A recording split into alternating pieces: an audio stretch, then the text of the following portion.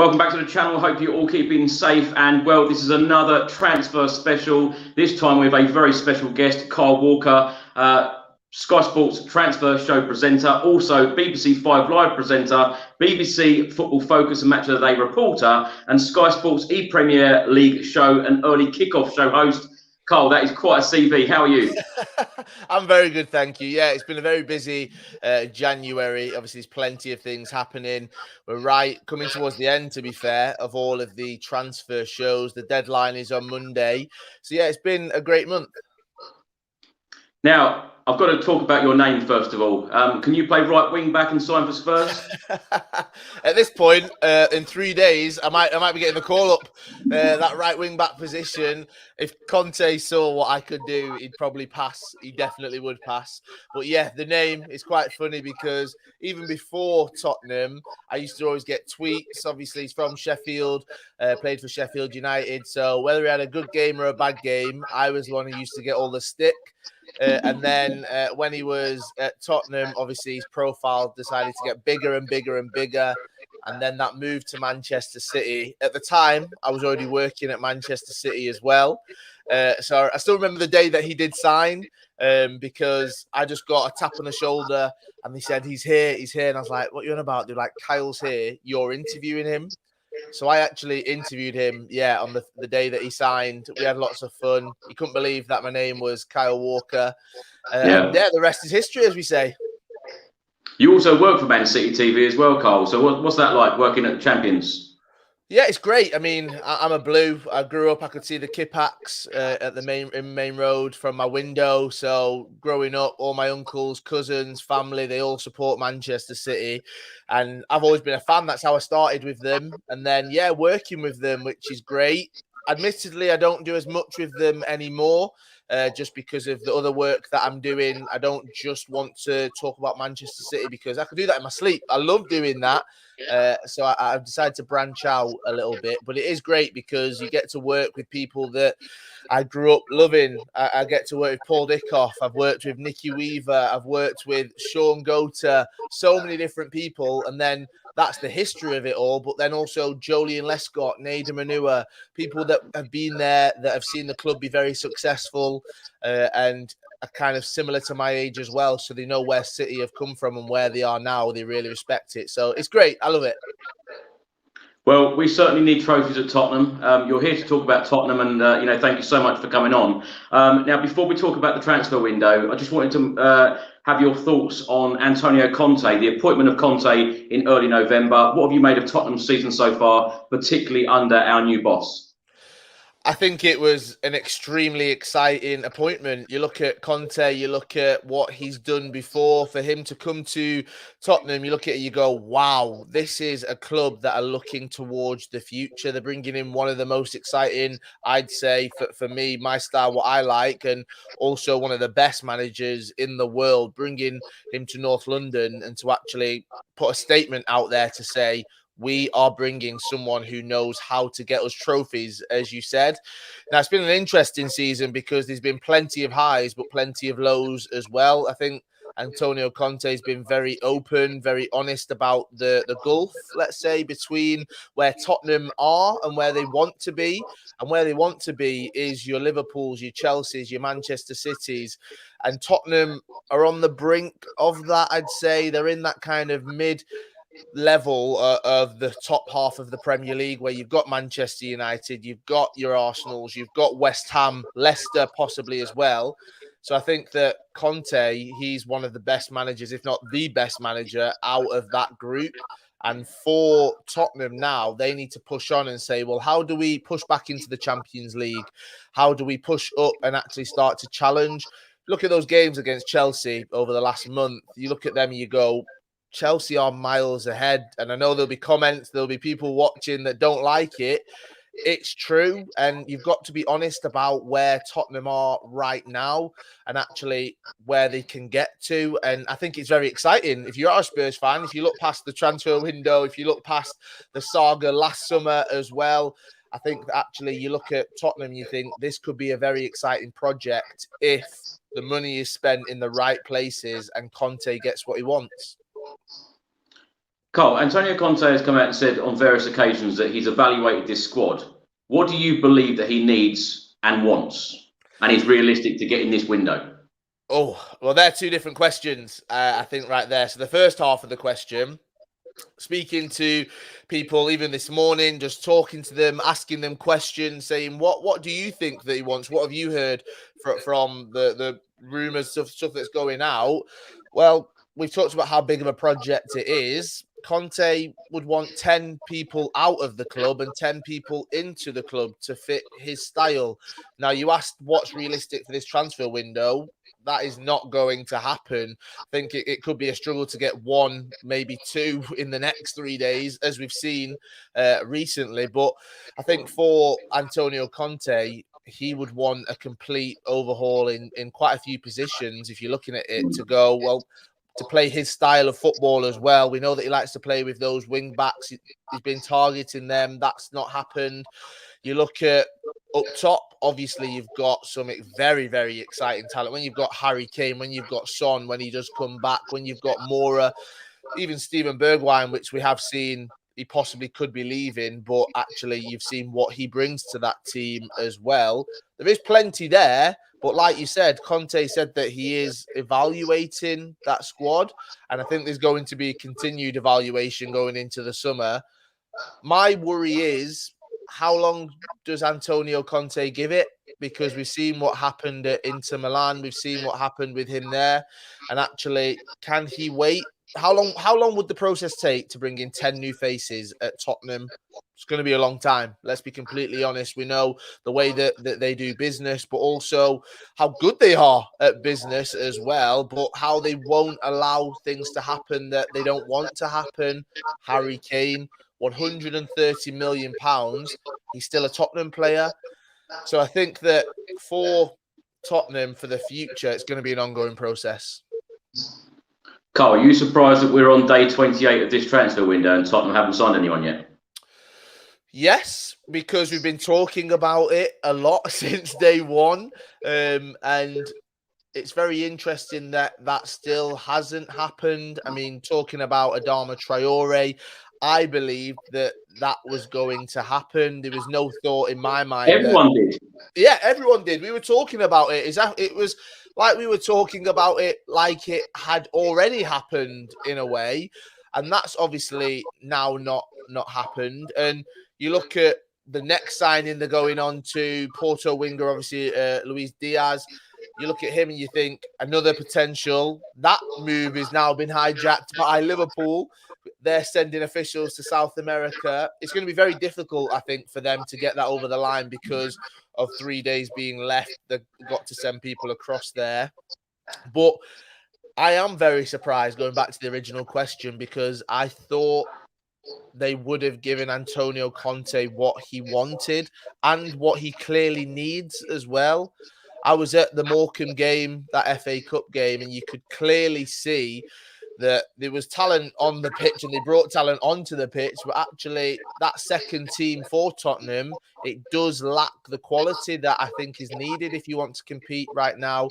And if you want to bring some silverware back to the lane in a way and back to Tottenham, it's going to need faces. They're going to need new people bringing in, because at that Tottenham game, you saw the people that are there that clearly aren't going to be there for very long. You've seen the people that are in the middle that might move on, might not move on. And you saw the people that aren't good enough for Conte, you'd say. So it's a very interesting time. And I think that 28 days in, you would have thought that the people above Conte would have pleased him, would have given him what he actually wants and actually kept him happy.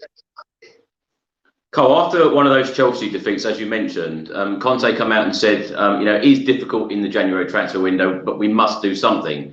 Are you, working at Sky, you're talking about transfers, for the whole month, now on day 28, as I've said. Are you still confident that Spurs will do business in the next couple of days? Yes, I do think so, because, well, I'd hope so. I think that actually Conte's been so vocal that if they don't do business, looking at that squad right now, I don't think they are in pole position to take that top four. The battle for top four is going to be great. And I think that the only way that Tottenham can keep the likes of West Ham, Arsenal, Manchester United away is if they do some business, because it's not just about who comes in, but who could possibly leave. Tanguy and Ndombele, I don't think he's got a future at Tottenham, not with the Tottenham fans anyway. Like I said, I was at that Morecambe game, and actually the boos were very, Tottenham fans were very vocal about him, and he didn't help the situation, taking his time to go off the pitch and then sauntering off down the tunnel as well straight away. I don't think he's got a future there. So if he leaves, well, who do they replace him with? That's Tottenham's record transfer right there. Who do they replace him with in 3 days? They're not going to get top four without him. They might not have even got it with him. Then you've got the likes of Dele as well. Obviously, Dele Alli, his future is always talked about. Will he go out on loan somewhere? And then one of the biggest ones, which I think would have a massive effect if you do lose him, is Steven Bergwijn, because he hasn't had the impact I think a lot of people thought. Obviously, against Manchester City in that first game, his first game, he definitely did have a huge impact. But he can do that. You saw that late win against Leicester. He was the one that provided those goals. And I think that in a way that's kind of shown what he can do, not just to the fans, but to the manager, to the board maybe as well. If you do lose him, if he does go to Ajax, as could possibly happen, well, again, that's another huge hole in the team. And with injuries, possibly, you can't rely on Son and just Harry Kane or Lucas Moura as well. You've got to look at these other players that can come in and get those vital points when you need. Carl, what do you think is going to be different this time with this manager? Because, of course, we've got a world-class manager here. Just won Serie A with Inter Milan and, of course, won the Premier League with Chelsea, been successful everywhere he's gone. What is different for Conte at Spurs? Because we, as Tottenham Hotspur fans, have been disappointed, a lot in transfer windows. Of course, under Pochettino, we went 518 days without signing a player. Where all of us fans feel that we need world-class players, superstars in at the club, we then end up signing players of, a lot lesser quality. What is the difference with Conte coming in here? I mean, you mentioned there, he's won the Premier League with Chelsea. He's won a title at Serie A. Tottenham have tried that before with Jose Mourinho. That's a manager that is world-class, I'd say, as well. And it didn't work out. And I think that he's got the same credentials as an Antonio Conte, but it didn't work out. And you could see that it went very sour very, very quickly. Now, after that, Nuno coming in, it didn't satisfy, I think, the needs or wants or aspirations of Tottenham. So now they've got a manager that is back in, that the fans can look at and say, yes, this is a title winner. This is going to bring some silverware. This is what we want. I think that Tottenham fans over the years, they've got so close, that Champions League final, the League Cup final as well. It's never quite worked for them. And now this is a manager that could get them over the line. But I think the difference is he is very clear with what he wants, and he's not afraid to go against the grain if he doesn't get that. He's not afraid to be very vocal as well. And I think that could be a great positive if he manages to get it. But if he doesn't manage to get it, then where does that leave him?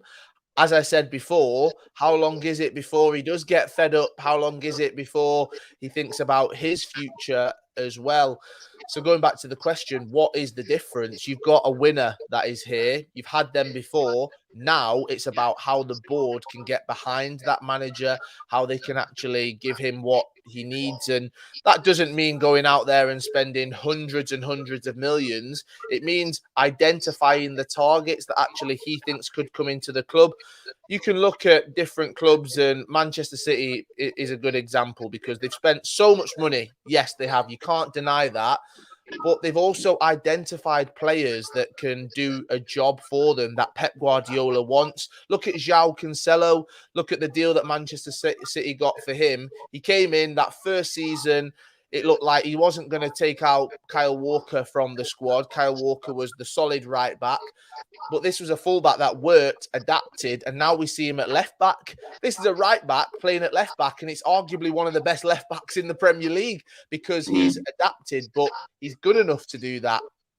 How can Tottenham identify these players? Now, it's going to be much more difficult to bring in players of that ilk, players like João Cancelo, but that's why you've got that manager to do that, because players will look at Antonio Conte and say, well, this is a manager that could help me in my career. This is a manager that's going to make me work very, very hard. This will be a challenge, but I'm up for it. I want to win some silverware. And I think that is the difference, is you've got the name that can pull in the players, but the board have to back him. That is it. Simple as that.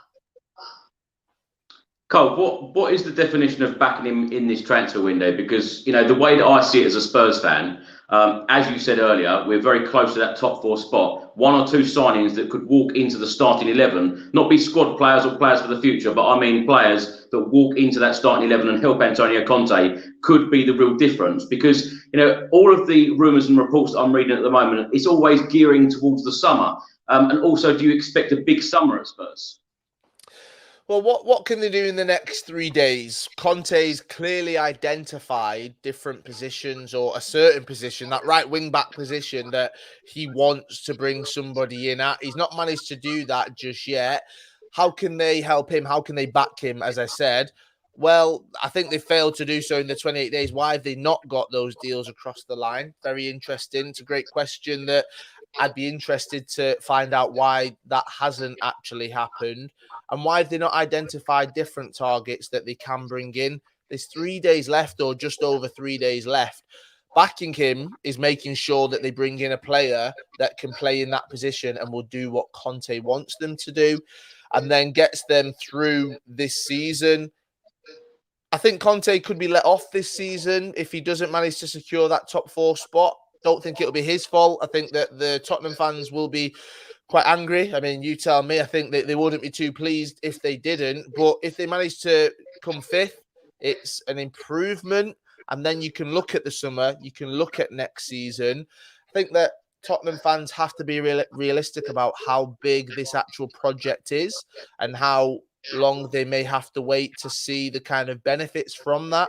And I think going into the summer, I think, again, might not be a huge summer in terms of big money signings, but they'll identify players, or they should identify key players that can help Antonio Conte's system and get rid of the players that aren't clearly working there as well, and make sure that the atmosphere, not just for the players, but for the fans, is a positive one, because it doesn't feel like it right now.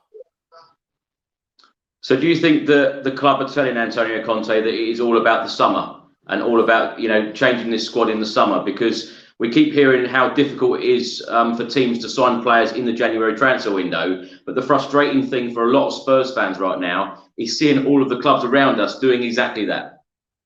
Yeah, and I think that Spurs fans will always compare themselves to the rivals that are currently across North London in Arsenal, because it seems that they're in a similar position between the two of you fighting for certain positions. But then you'll always look above you as well, and you will always look at the Chelseas, the Liverpools, the Manchester Cities. Now, is everything geared towards the summer? There's going to be a lot of free transfers going around and out of contract players in the summer. I think that will be some business that Tottenham could look at as well. So I wouldn't be surprised if they've identified different targets. Let's be honest, it's very difficult to bring players in, though. If you look at Liverpool, possibly, yes, getting Diaz, but Manchester City, Chelsea, there's not been much that has happened there. If you look below where Tottenham are, yes, you've got your Evertons, your Aston Villas. They've brought players in. They've spent quite a bit of money. So it feels like Tottenham, they're not just looking at throwing money away at anyone or anything, but actually they want to identify certain players that are going to help them. What I think will be interesting is Harry Kane's future in the summer. Because, as I said, it's not just about incomings, it's about outgoings as well. That saga rumbled on for such a long time throughout the summer. we've not heard anything about it since. He talked about his future. He said it was at Tottenham, but would that change if Manchester City came back in, considering how he's been this season? Would Tottenham be more open to offers? Or has the pull of Antonio Conte secured his future just there? So I think it's not just about incomings, it's about outgoings as well, because there are some players that you can clearly see Antonio Conte doesn't want in the squad, and they could be on their way. I think, if I'm honest, Carl, you know, from a lot of Tottenham Hotspur fans' point of view, it's all about club direction and club ambition. And, you know, sacking Nuno Espirito Santo and then bringing in a world-class manager in Antonio Conte, it got every single Tottenham Hotspur fan excited again, including myself. But, you know, a manager like this must be backed in the right way. He must be, surely. And, you know, interesting you mentioned Kyle Walker there. Harry Kane there.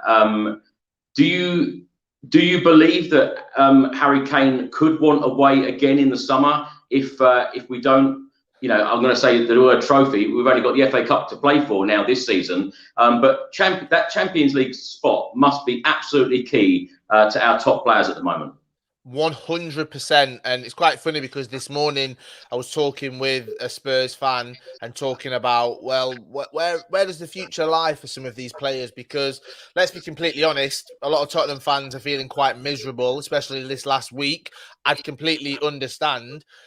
But what impression does this have on some of the players as well? Just the ongoings that have happened over the last week. Now, we don't know what's happening. They will have more information. They might not have more information, but they're inside the club looking at it and going, well, how can't we attract the likes of Adama Traore away from Wolves? Yes, he was at Barcelona for 9 years, from when he was 10 to 19. So that is a huge pull.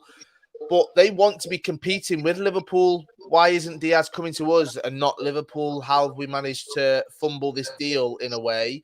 And when it comes to Harry Kane, he wants to win trophies. He wants to win Champions Leagues. He got so close that year, but it just wasn't enough. And I remember talking about this in the summer, and the clip that got clipped up and gets put out, it got quite a lot of traction and quite a lot of comments, and I thought, oh no, Tottenham fans, they're going to be on me. But I think a lot of them understood. Harry Kane is one of the best strikers we've had in the Premier League. Let's be completely honest.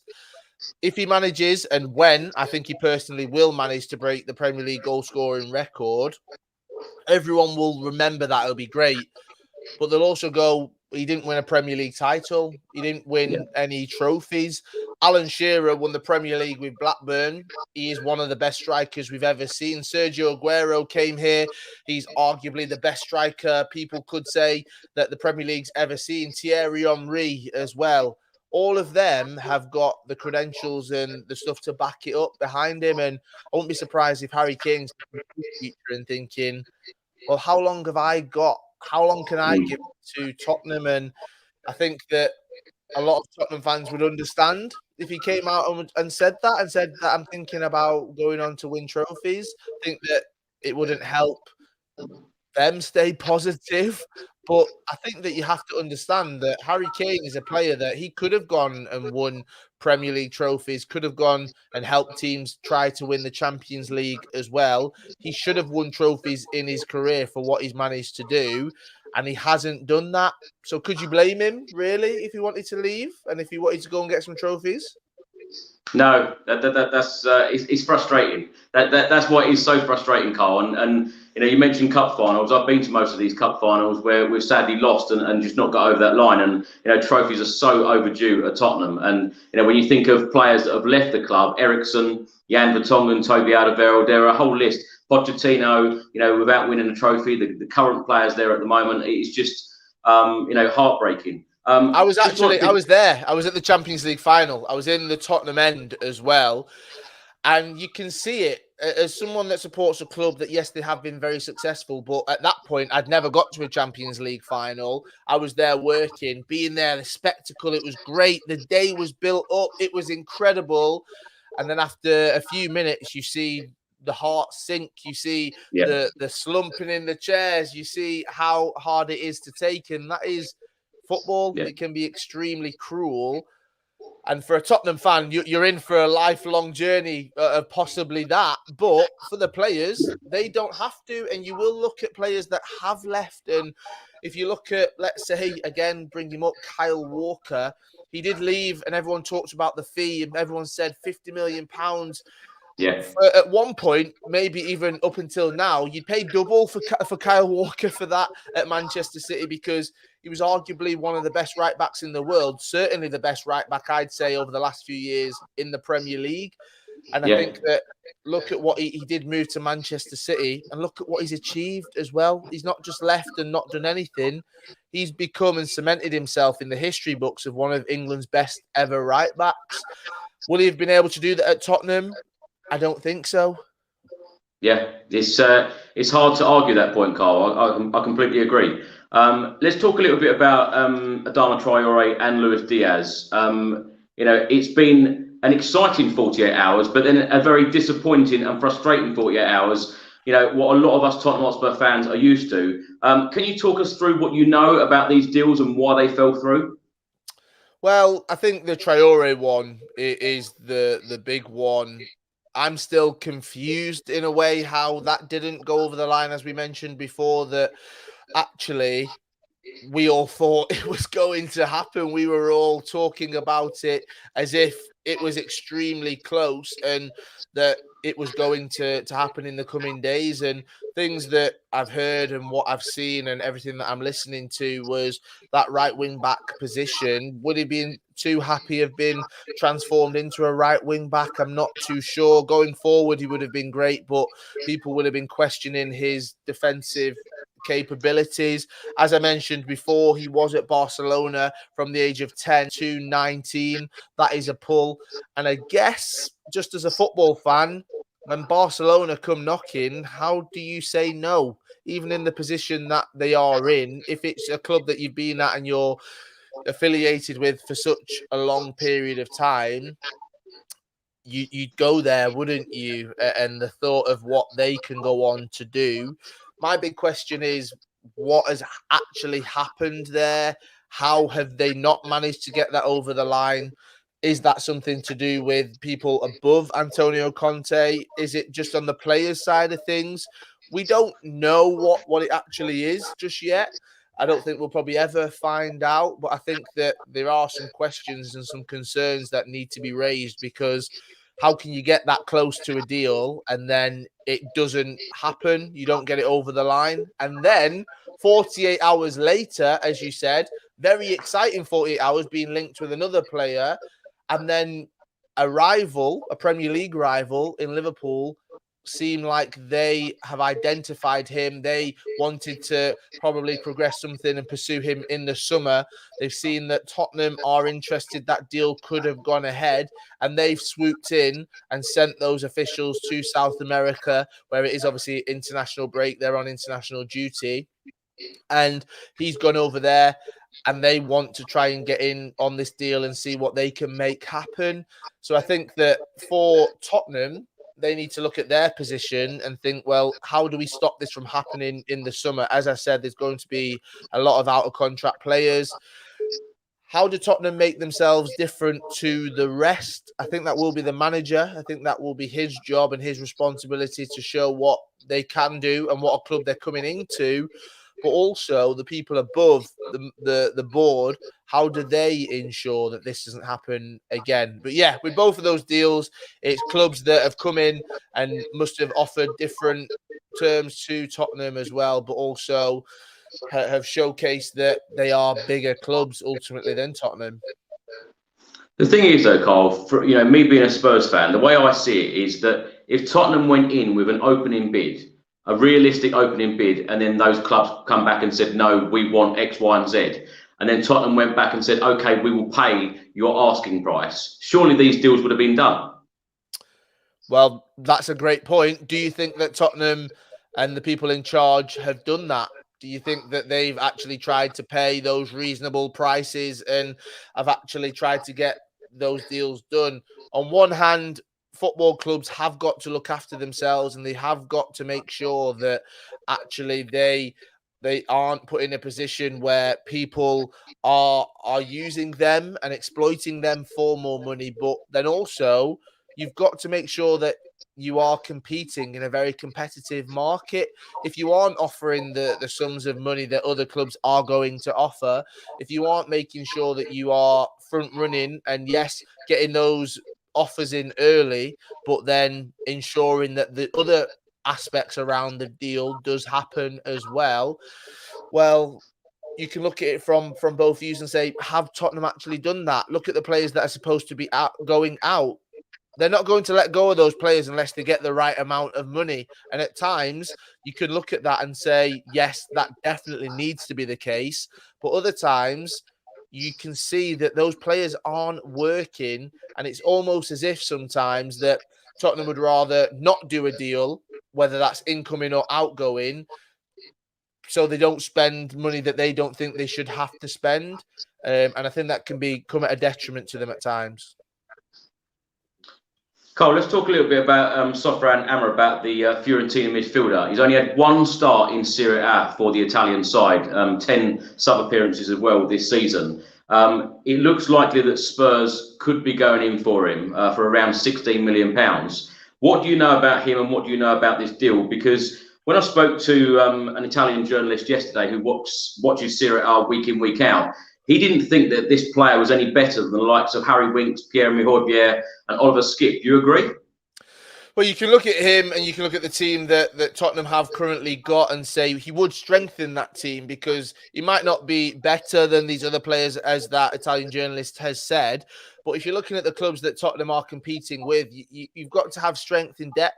If you want to compete in 4 different fronts at the start of next season, that being the Premier League, whether that position that is you want to end, Champions League spot, whether that's European football, wherever that may be, possibly Champions League, possibly Europa League for Tottenham, and then in the domestic cup competitions, in the League Cup and the FA Cup, you need to have strength in depth that are going to help you. Now, with this deal, I don't think that Tottenham fans will believe that this was a first choice, that this was always going to happen, that this is going to be a player that's going to revitalise and change the team. But at least it shows that they're willing to do business and they're willing to bring people in.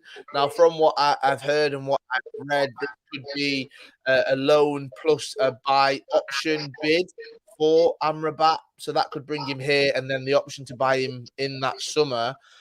I guess that could be great for them for the next few months, with the games going ahead towards the end of the season. But then in the summer, they've got a decision to make. Does he fit into that squad, or do they decide to push it, spend more money, and actually identify players that are going to help them jump up and bridge that gulf, as we said before? The current team, as you said, you mentioned some of those players, Winks, Højbjerg.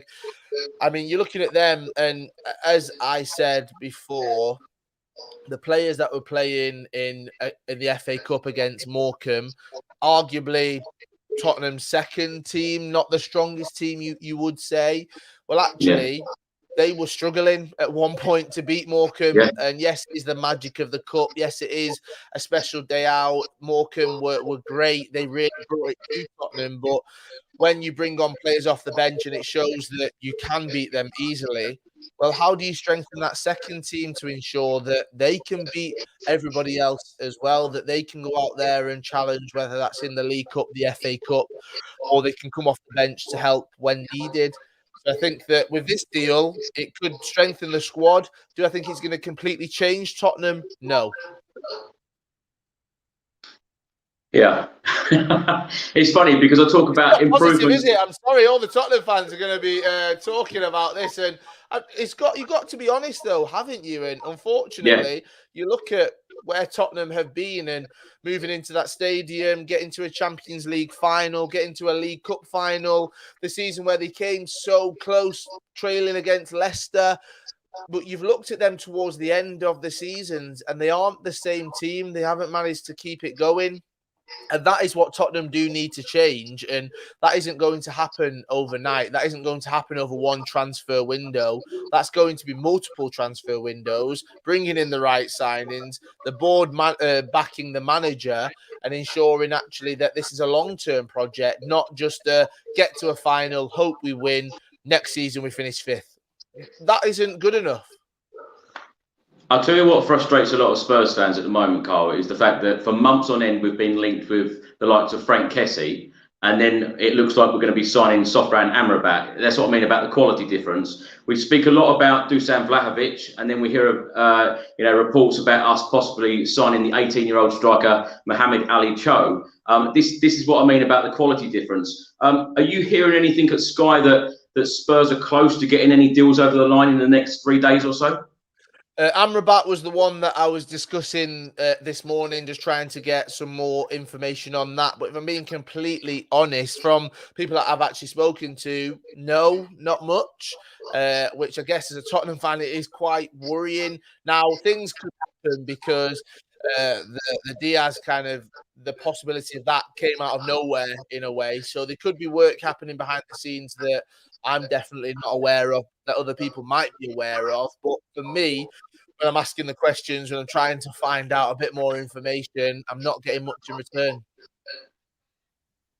Were you surprised that Spurs were linked with Luis Diaz in the first place? Because I'll tell you what, I was, not only because he's a fantastic player and I think that he would do very well at Spurs, but in the position that he plays, this is not a priority. Well, exactly. That was one of the things that really surprised me. As we talked about before, Antonio Conte's identified positions that he wants to strengthen, that the team aren't good enough in. And you look at the position that he does play, Diaz, and you actually look at the squad and what Tottenham have got.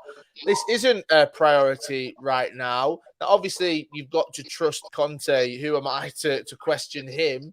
But actually, you've got to look at that squad and think, well, there's much more pressing matters to deal with in that team over a winger that Diaz is. Now, you've got to look at the squad, and again, talk about strength in depth. We talk about these other issues as well, and things that Tottenham do need to address. Yes, they need to ensure that coming off the bench, they've got those players, but if they let Steven Bergwijn go and they bring in Luis Diaz, I mean, is that a positive? You've let one player go, you've brought in another. Is that a major positive for Tottenham fans at the end of this window? Will they be looking back at it and say, we did some great business, letting somebody go that had so much talent and we had so many high hopes for, and brought in somebody else? You want to be strengthening that squad.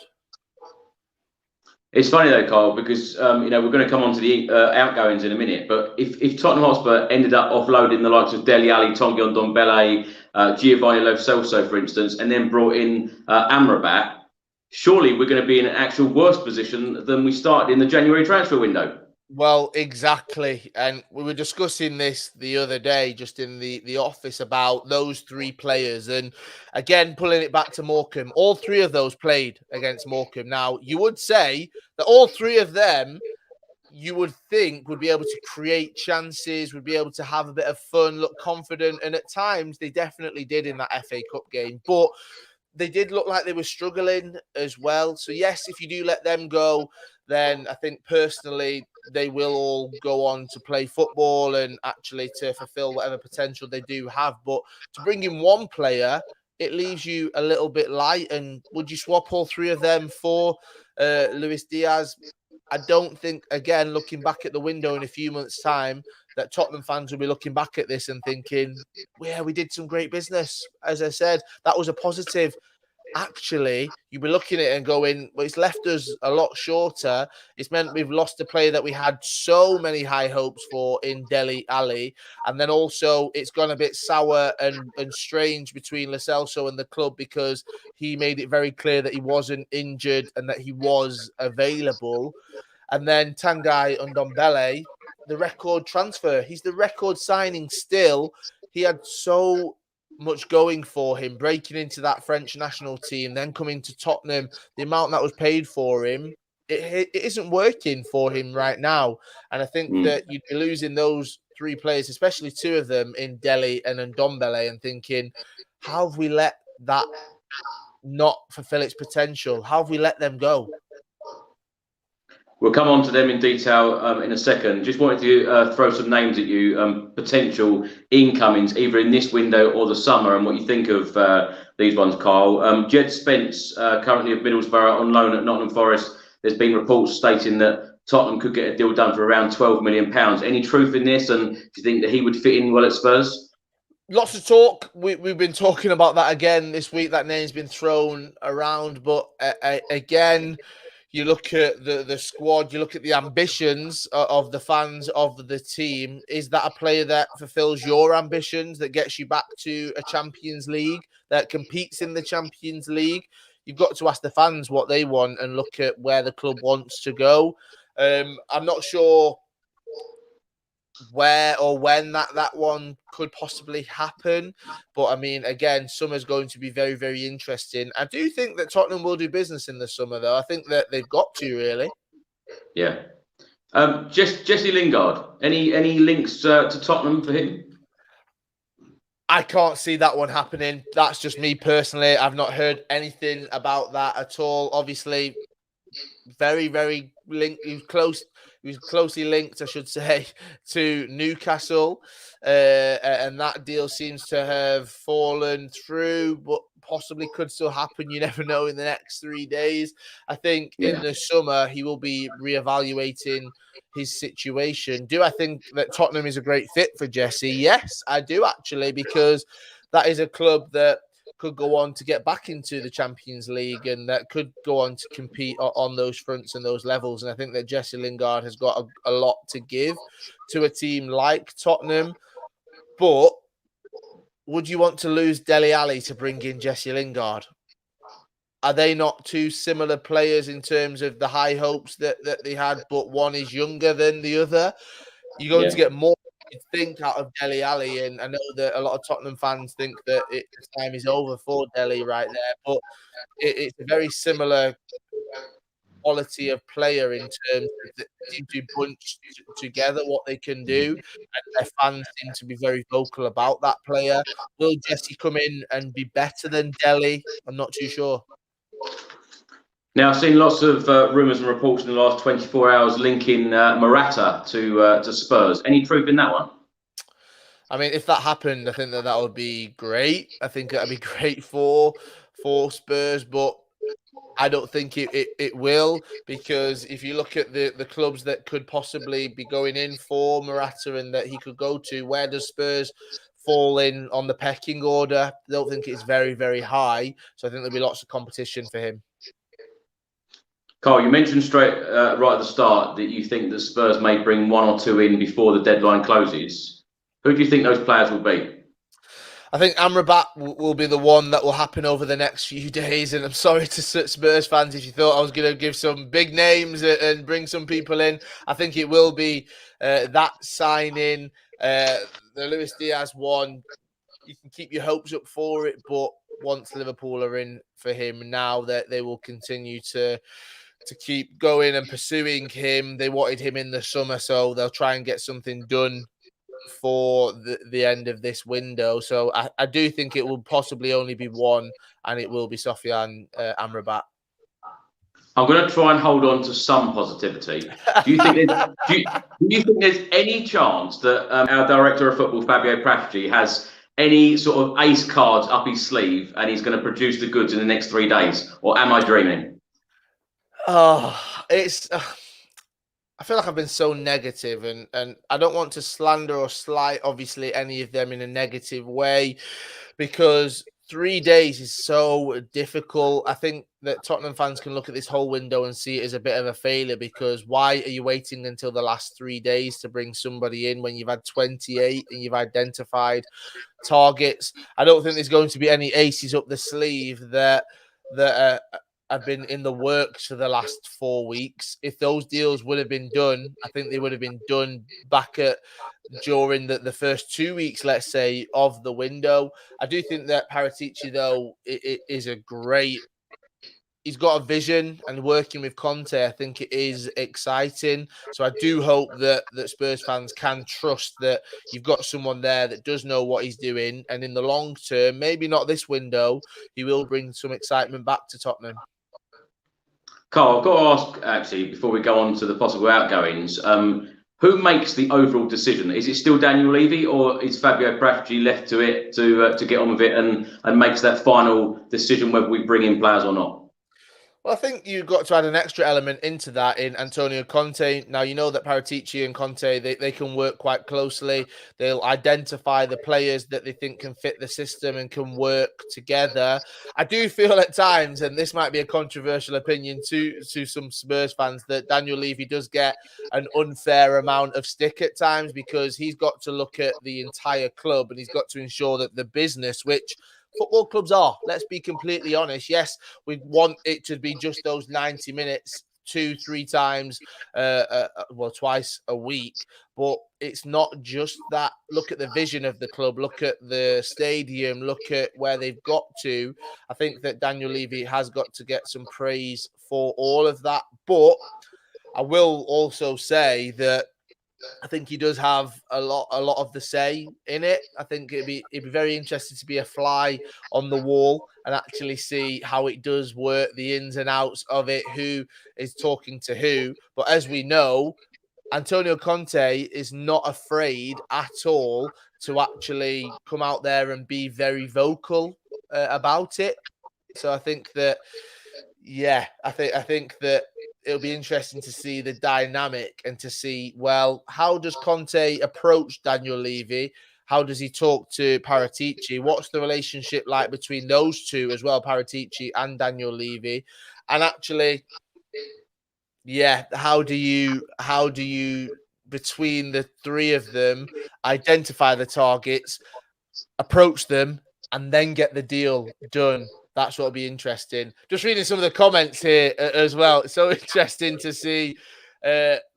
This one is interesting though, Stevie, and I'll just jump in and say this. Sorry if you think that I've ruined my reputation. I'm sorry. I know that you don't like Daniel Levy. I get it completely. The vision is about finances and nothing to do with glory. In this day and age, in a modern Premier League club, you need the right finances as well. Look at the teams that have done it. Yes, since in 29 years, I only know that in the Premier League because it started the same year that I was born. 29 years since 1992. We've had Blackburn and then we've had Leicester. Blackburn spent a lot of money. Leicester, I think that is the exception. We know that what happened with them was extremely special. If Tottenham want to actually be able to win a Premier League to compete with everybody else, they do need a certain financial structure in place. And you need to actually look at who might be best to bring that in.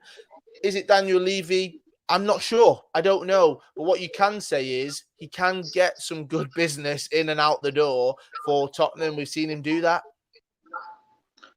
On that point, Carl, surely though, when you bring in Antonio Conte, surely, you must hope that you bring in a world-class manager. You've got to give him the tools in order to, get the job done. Because in your opinion, what has Antonio Conte come to Spurs for? Because surely he will want to be winning the big prizes. He won't just be wanting to, go and win a League Cup at Spurs. He will want to be challenging for the Premier League, surely. Yeah, I completely agree, and it's not good enough. And over the years, it's not been good enough. And I've seen another comment there about one League Cup in the whole of the time that the owners have been in charge, or the board have been in charge.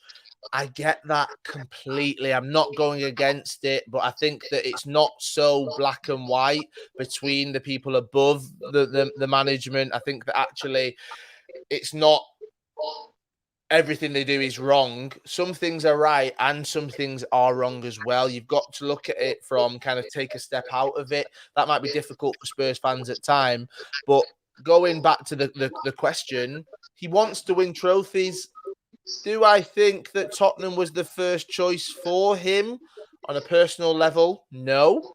I think that the Manchester United job that he was heavily linked to, I think that was one where it just wasn't the right timings. He was obviously out of work for quite a lot of time.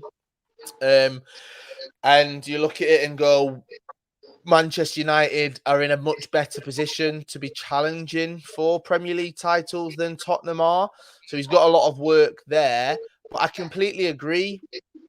why bring in a manager of that quality and not support him? It doesn't make any sense to me. It genuinely doesn't, because if you bring in a manager like that, that isn't afraid to be outspoken, that isn't afraid to say what he wants, you know what you're going to get already. So why don't you give him what he wants? Ultimately, that is going to help the football club. That is going to get them more trophies than they've had. That one League Cup, that's going to help them get over the line. So I think there's some much bigger issues that need addressing. And I think that Antonio Conte, he will be backed, I think, to some extent. Will he be given everything that he wants? I'm not too sure. Just read another comment that says, Kyle, you're too negative. I'm sorry. I'm just being realistic. I want Tottenham to be competing. I want a strong top of the Premier League table. And I understand that it must be frustrating, but you have to be realistic as well. Carl, of course, I'd love you to come on here and say we're going to sign 7 players in the next couple of days. It's unrealistic. It's unrealistic. I know. There's a lot of frustrated Spurs fans right now. So, I understand a lot of the comments. Now, let's talk about the possible outgoings at the club. Tanguy Ndombele, as you mentioned, that Morecambe game. The way he walked off that pitch that day, the Spurs fans booing. He's on £200,000 a week. PSG are pushing on a buy option for him. Surely this deal must get done. That is my reaction to this whole situation, just because I mentioned it. I was at that game and you saw the resounding reaction from Tottenham fans. It felt like that was the end. I read an article the next day. Somebody referred to it as being terminal with him and the club. And it's hard to actually argue with that, because I don't know if he can come back from that. He's got to do something very, very special to come back for it, to win the Tottenham fans over. But you look at the deal that could possibly go ahead in 3 days. Yes, it has to happen. I think for all parties, and that's the player, the club, and the fans, you've really got to get that deal done, because it serves them all. And yes, Tottenham might have egg on their face a little bit, where they've got to actually look at the deals they've done, the money they've spent, and accept that they're not going to recuperate all of that. That's something that I worry about, because I don't think that he'll go for a lot less in the summer, but a loan option right now, that's got to be done. It's amazing though, Carl, isn't it, that Tottenham are quite often criticised, by a lot of our own fans as well, that we don't spend money in transfer windows. But when you look at Tanguy Ndombele and Giovanni Lo Celso combined, £100 million, and a ridiculous stat I saw the other day, between the two of them, since their time at the club, they've only completed 90 minutes 16 times combined. It's unbelievable. So, it goes to show, when you do go out and spend money sometimes, if it's not on the right players, it doesn't work. Exactly. That is it. That is it summed up right there. And once again, people might not like to hear this, but Tottenham have spent money. And as you said there, between the two of those, they've identified players, they've spent the money. And unfortunately, it hasn't worked out. And I think that for both of those signings, you've got to look at it and you've got to actually say, right, well, what hasn't gone right? What have we done as a club? What can we do better? And just hope that moving forward, you can actually, once again, identify the players that can help you actually get the deals over the line, because and can help push Tottenham, I should say, onto bigger and better things, because those two should have been able to. Let's be honest. And Ndombele should have been a player that actually pushed Tottenham. And I don't like to put all of the pressure on one player, because it's not. It's about the team. But if you look at the spine of that team, from Hugo Lloris and then the defence, you can look at that and you can argue with some of the players that are in there. But that midfield into the attack, you should actually say, that is a team that should be winning trophies. That is a team that should go on there and actually be able to compete. And yes, they've got to the finals, but why haven't they managed to do it again? It's very interesting that Harry Kane has stayed, and he stated that intention that he wants to help Tottenham win trophies, because, like I said, one of the best, if not could go on to be the best Premier League striker, especially highest goal scoring striker. But why is it not working? It's not just on Ndombele. It's not just Lo Celso. It's not working, and you've got to identify why that's not working, not just with the incomings, but with the players that have already been there as well.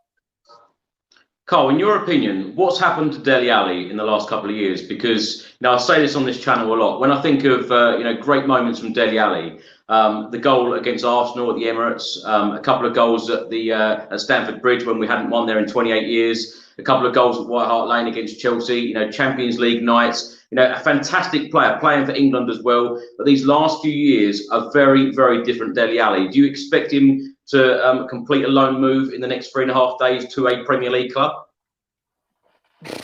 I feel like I'm doing a lot of that noise right there, a lot of sighing right now. I feel like I'm encompassing all of the Tottenham fans' frustration just talking about it. Dele Alli, over the last few years, I have been one of his biggest supporters. I think he's such an exciting player. I think he has been at times. He's provided moments that, as you talked about just there, but injuries and things not going right for him, not working well with certain managers, I think that there was a lot of pressure on him. I think he's one of these players that it's very easy to just say it's his fault. And I think that the Premier League has got quite a few of those, Paul Pogba being one of them at Manchester United. It's not just Paul Pogba's fault that Manchester United haven't hit the heights that they should have over the last few years. Just like it's not Dele Alli's fault, but I feel like when he does play, he carries so much expectation because of how good he was as a youngster, of how he came in, he provided all of those moments. He hasn't hit those heights. So I think it's on both sides that actually he's not being as good as he possibly could be. Working with certain managers, Poch, look at him under Poch. He looked like he was thriving. He looked confident. He walked about like he owned that midfield, like he could do that moment of magic. He doesn't look like the same player right now. I'm still adamant to this day that a move to PSG would have been great for him under Pochettino. I think that if that would have happened, that would have completely changed who he was as a player, would have given him that freedom to go out there and do what he does best. Could he get a move to a Premier League team?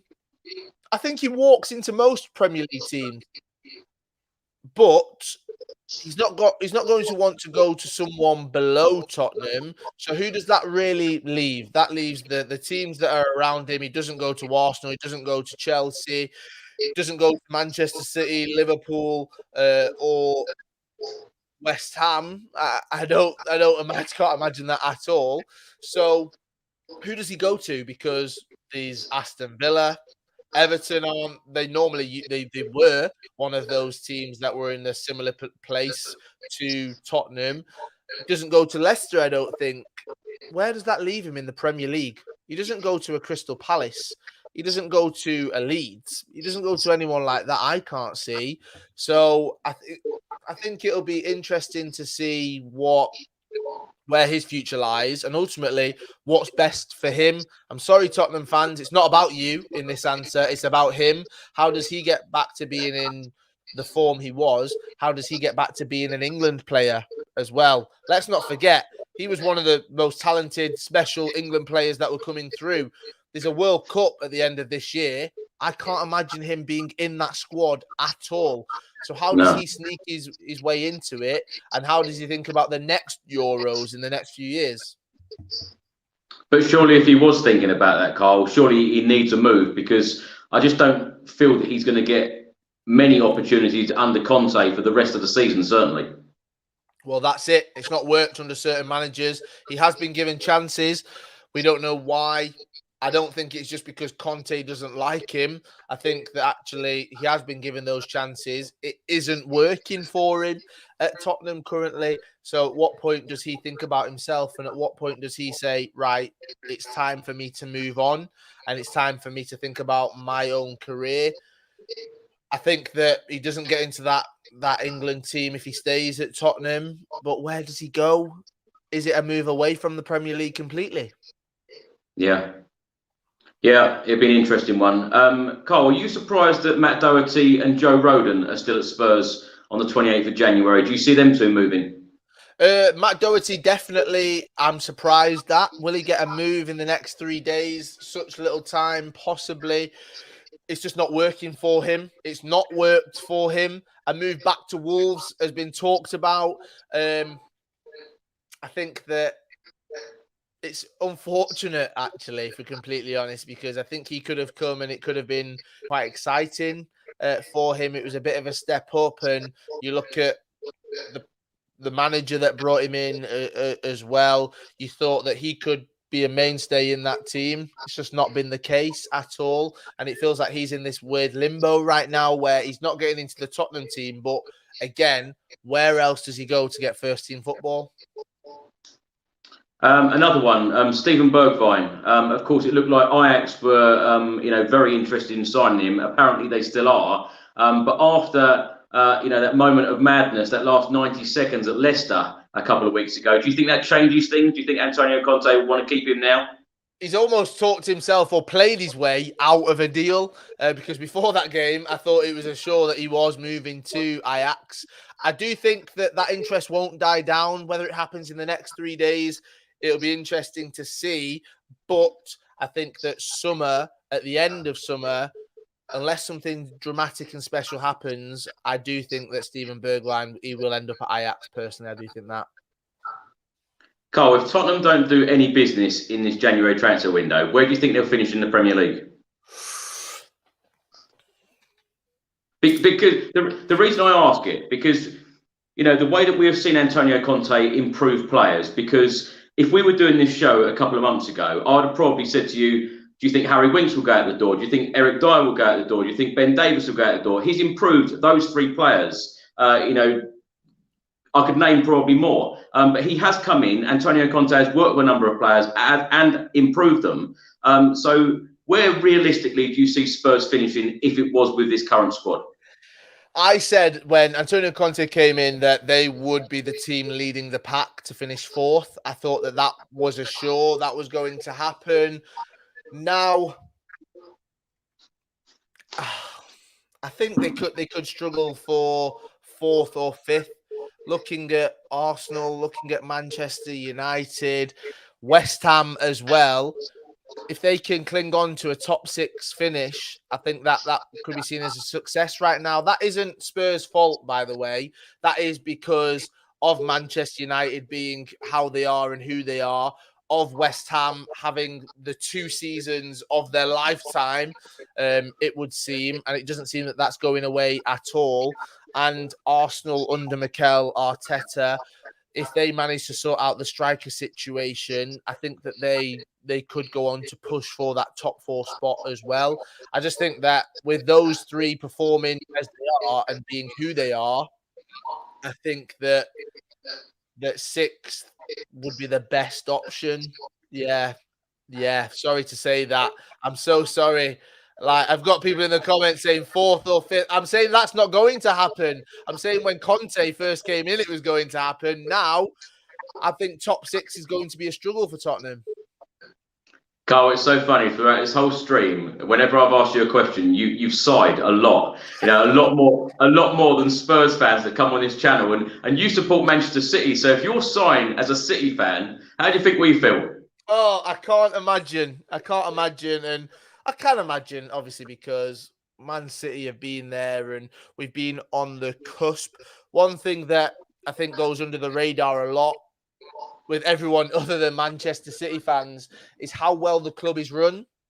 And I think that is one thing that you can talk about the Premier League's Champions League finals. You can talk about so many different things, success that Manchester City have had.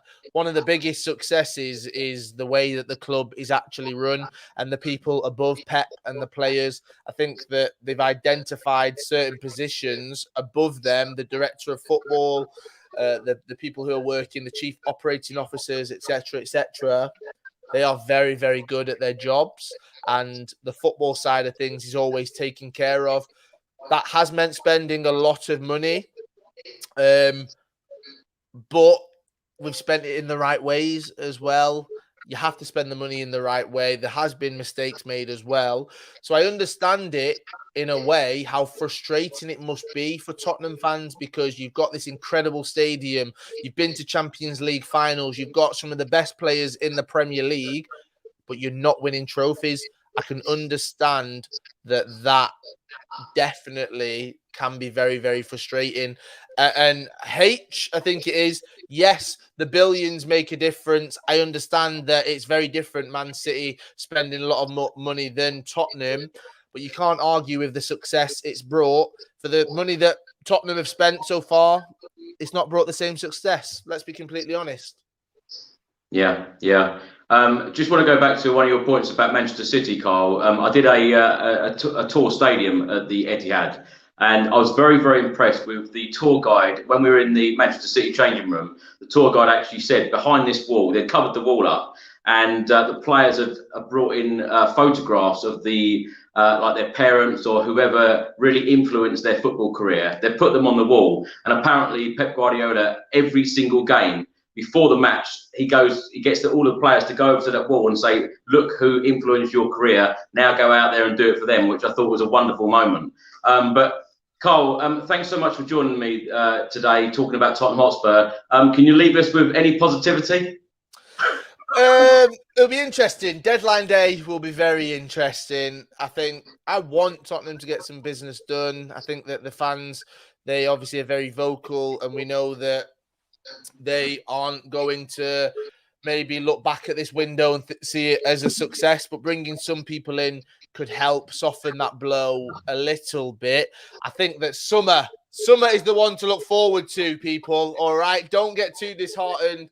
I think it will be a struggle to finish top 6 this season, but let's look at the project. Let's look at the next few years. And if anyone in the comments wants to debate, wants to chat, drop me a message on Twitter. Let's go back and forth. All right. You can search me. It's weird because I'm not that Kyle Walker. That one will come up, so you have to search for the other one. But yeah, I will. I look forward to hearing people's views and thoughts on it. Carl, just before we go, tell everyone where they can find you on social media. So it's Kyle Walker 115, not Kyle Walker 2, Kyle Walker 115. Follow me on there. Drop me a message. I love this conversation. I love to interact. So yeah, let's keep the conversations going. If you disagree, I might ignore you, or I might come back at you. But no, I like to hear people's views. So please share them with me. Well, Carl, thanks so much for your time. Really appreciate it. Let's hope that it is a busy 3.5 days left for Tottenham, and we can get some business done and improve Antonio Conte's squad. Thanks for watching, everyone. I'll see you on the next video. Until then, come on, you Spurs.